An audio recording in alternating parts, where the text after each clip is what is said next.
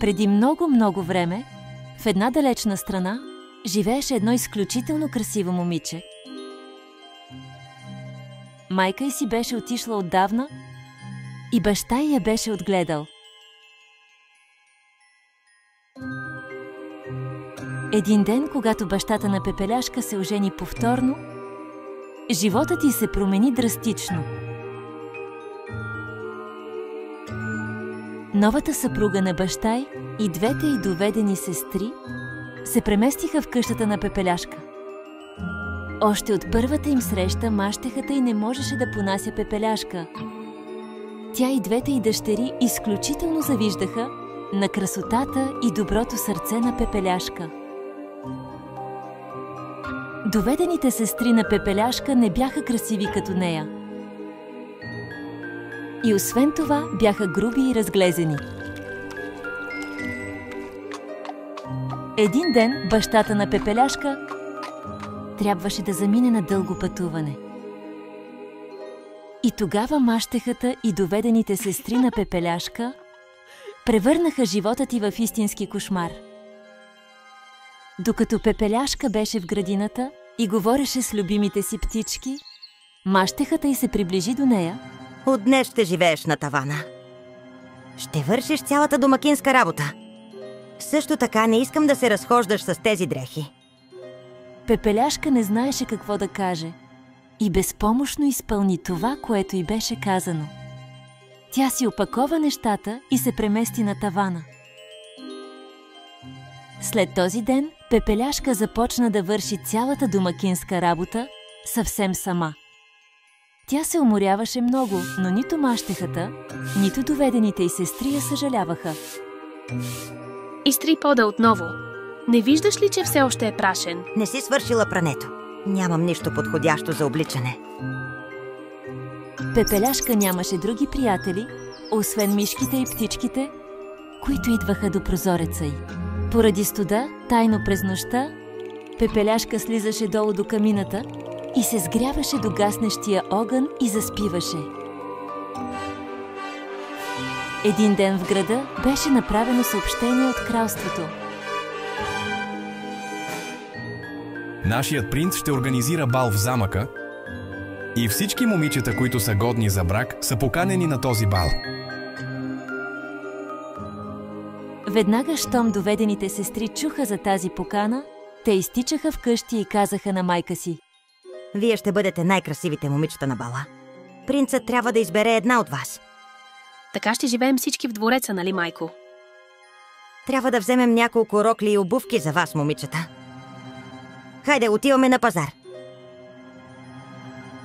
Мащехата и доведените сестри напуснаха къщата. Чувайки всичко, което се говореше, с тъжно лице Пепеляшка стоеше там и гледаше. Приготовленията продължиха дни наред и двете доведени сестри си ушиха рокли. Всеки ден те отиваха пред огледалото и си казваха: Ние ще бъдем най-красивите момичета на бала.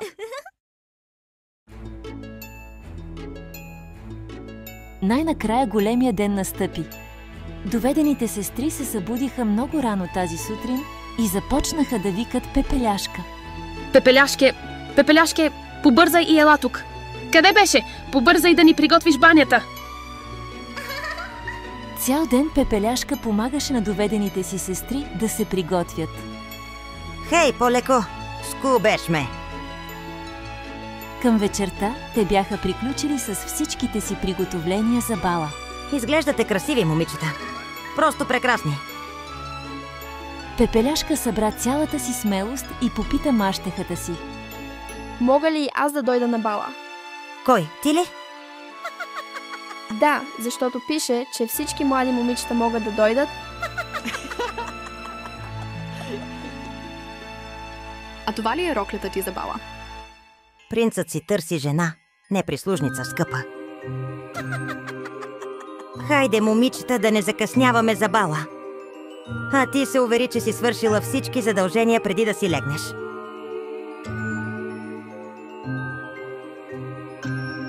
Доведената й майка и доведените й сестри се отправиха към замъка. Когато остана сама вкъщи, Пепеляшка започна да плаче. Но защо не мога и аз да отида в замъка? Ако родителите ми бяха тук, нищо от това нямаше да се случи. Точно в този момент се появи много ярка светлина.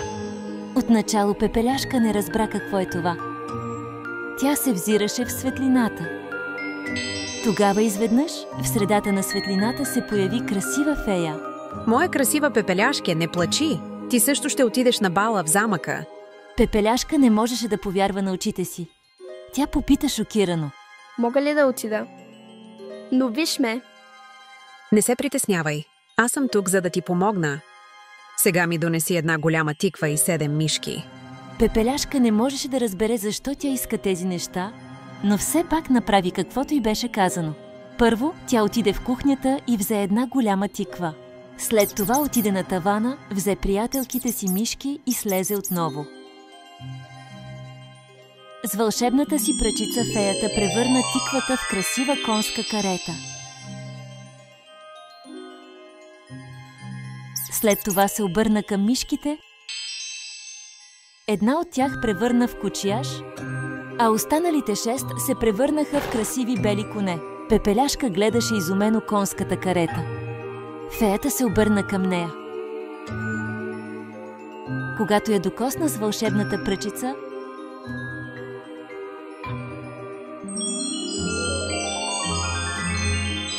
старата рокля на Пепеляшка се превърна в красива бална рокля.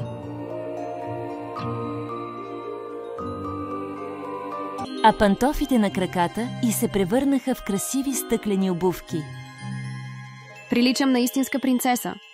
Сега е време да отидеш на бала, но не забравяй, че трябва да си вкъщи, когато часовникът удари 12. Защото след това всичко ще се върне както си е било. Пепеляшка слушаше феята много внимателно.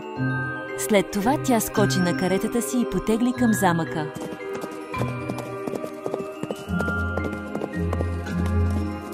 Каретата изпря пред замъка.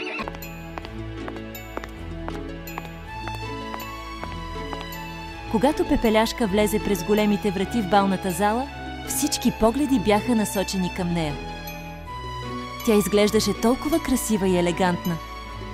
Доведената й майка и дори доведените й сестри не можеха да спрат да гледат тази красива дама. Те, разбира се, не можеха да я познаят. Изведнъж принцът се появи на стълбите. Пепеляшка наистина се открояваше сред всички млади жени на бала.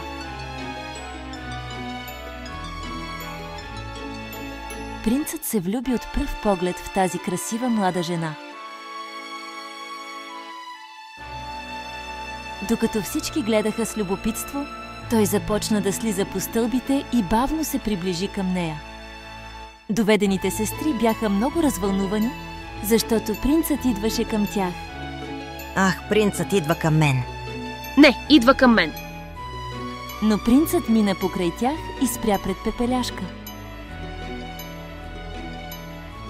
Вие сте най-красивата млада дама, която съм виждал.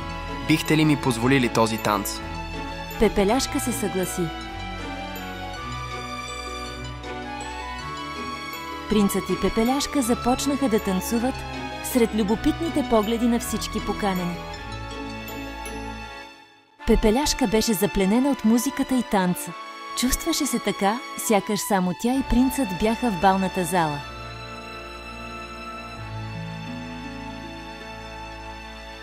Те танцуваха без да спират цяла нощ. Пепеляшка не усети колко бързо мина времето. В един момент големия часовник привлече погледа й. Беше почти полунощ.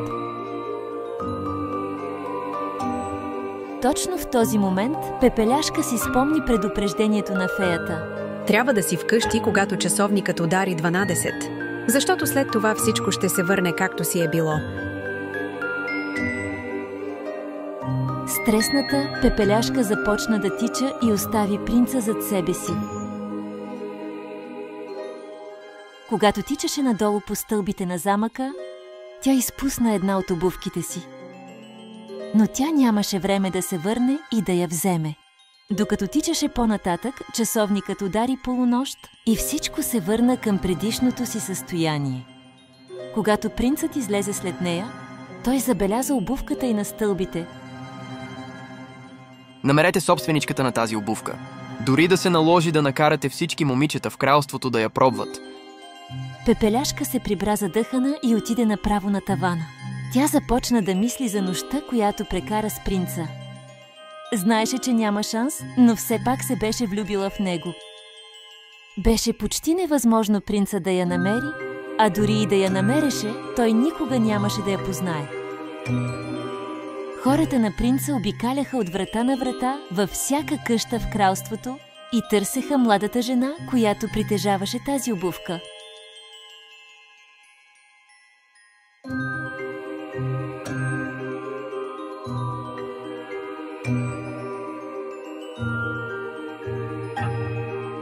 Но тази обувка не пасваше на нито едно от тези момичета. Накрая хората на принца дойдоха до къщата на Пепеляшка. Пепеляшка беше много щастлива да види кралската карета пред къщата. Точно когато се канеше да напусне стаята си, доведената й майка се появи на вратата. И къде смяташ, че отиваш? И ти ли искаш да пробваш обувката? С саркастичен смях, доведената майка заключи вратата на тавана.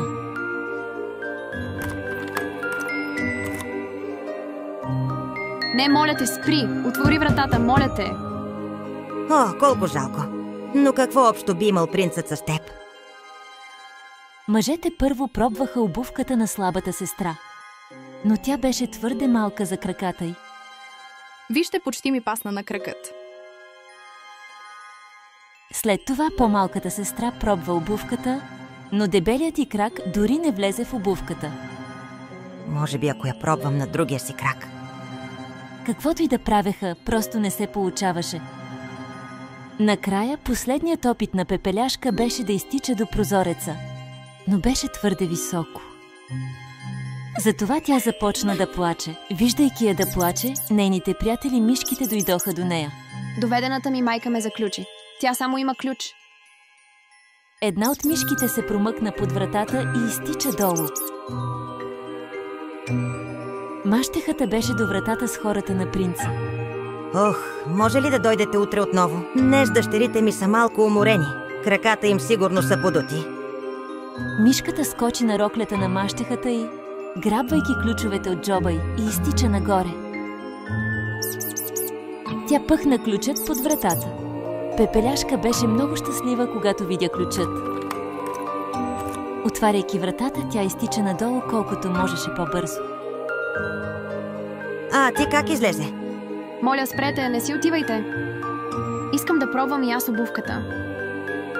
Мащехата и двете й дъщери започнаха да се смеят истерично.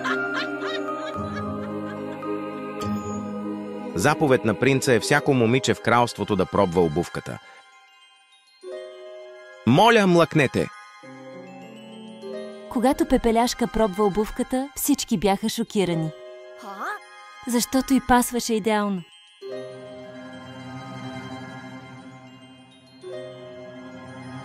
Девойко, вие ли сте собственикът на тази обувка? Пепеляшка кимна, за да потвърди. Моля, елате с нас в двореца. Пепеляшка отиде в замъка с хората на принца. И те я отведоха пред принца. Веднага, щом я погледна в очите, принцът разбра, че тя е танцувала с него онази нощ. Той хвана нейните ръце. Най-накрая те намерих, моя принцесо. Ще се омъжиш ли за мен? Със сълзи в очите от щастие, тя прие предложението на принца. Те се ожениха и заживяха щастливо до края на дните си.